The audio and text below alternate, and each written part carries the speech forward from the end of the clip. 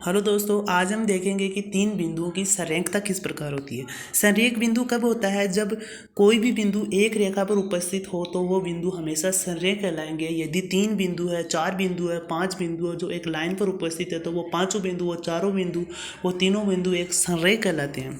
तो इसकी प्रॉपर्टी हम हमारे चैप्टर के अकॉर्डिंग देखते हैं, स्लोप के अकॉर्डिंग, कि कैसे पता चलेगा कि ये तीनों बिंदु संरेख है या फिर नहीं है। इसके चेक करने के लिए हम तीन बिंदु हमें बता दिए कि तीन बिंदु हमने दर्शा देखे ये वाले। तो इसमें ए बी सी तीन बिंदु है, तो इसको चेक करने के लिए हम ए बी की प्रवणता निकालेंगे, बी सी की प्रवणता निकालेंगे। और हमें पता है कि दो बिंदु से जाने वाली रेखा की प्रवणता कैसे निकालते हैं, वो जब उनके निर्देशांक x1 y1 और x2 y2 दिए हो तो हमें पता है कि slope is equal to y2 minus y1 upon x2 minus x1 होता है। इसी प्रकार हम ज्ञात करेंगे और हम पता करेंगे कि यदि ए बी की प्रवणता बराबर है बी सी की प्रवणता के बराबर तो बिंदु संरेख होंगे। आगे चलते हैं हम। क्वेश्चन के अकॉर्डिंग देखने से हमें पता चलता है कि मान लिया तीन बिंदु सी है, ए बी सी है, जिनके निर्देशांक 1 -1 2 1 4 5 है। तो ए बी की प्रवणता निकालेंगे और यदि बी सी की प्रवणता निकालने पर यदि दोनों की प्रवणताएं समान आ जाए तो वो आपस में तीनों बिंदु क्या कहलाएंगे? एक ही रेखा पर उपस्थित यानी कि संरेख कहलाएंगे।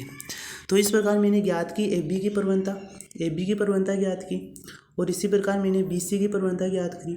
दोनों के लिए प्रवणता बराबर है तो इसके लिए हमें पता क्या चलता है कि तीनों बिंदु ए बी और सी तीनों बिंदु आपस में संरेख होंगे। इस प्रकार क्वेश्चन के अकॉर्डिंग देखते हैं कि यदि तीन बिंदु दिए हुए हैं और ऐसे कह रहा है कि तीनों बिंदु संरेख है तो x की वैल्यू ज्ञात करो। तो इसके लिए हम ए बी की प्रवणता ज्ञात करेंगे, बी सी की प्रवणता ज्ञात करेंगे और x की वैल्यू निकाल लेंगे, जो कुछ इस प्रकार है।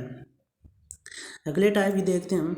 ये कुछ प्रैक्टिस के लिए क्वेश्चन है जिसमें क्वेश्चन दिया हुआ कि तीन बिंदु है, संरेख है, तो आपको x की वैल्यू निकालनी है अकॉर्डिंग पिछले वाले क्वेश्चन के अकॉर्डिंग। तो तीन बिंदु है, हमें सर्वप्रथम फर्स्ट क्वेश्चन ये दे रहेगा कि तीन बिंदु में देता हूँ आपको और आपको संरेख सिद्ध करना है तो आप कर सकते हैं। और दूसरा क्वेश्चन क्या होता है कि मैंने आपको तीन बिंदु दिए, तीन बिंदु दिए हुए हैं और इसके लिए आपको अक्ष के मान आपको निकालने हैं।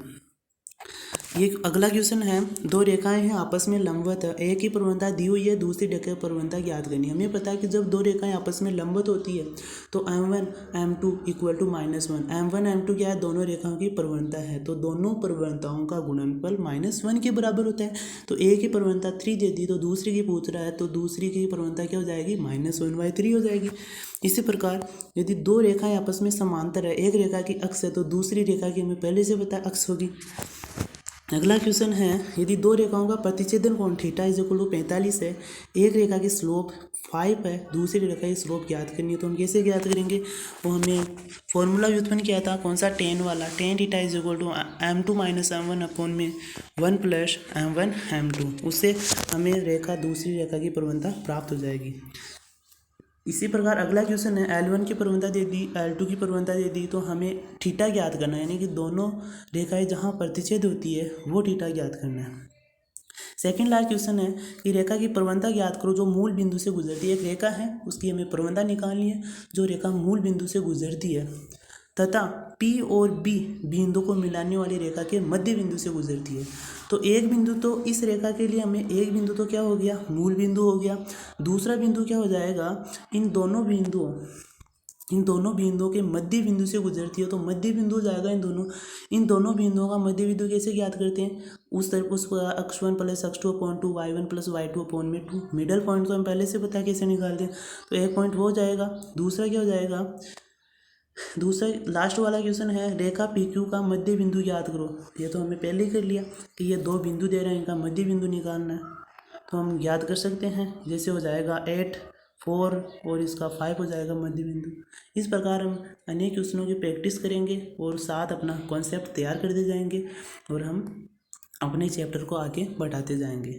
Thank you.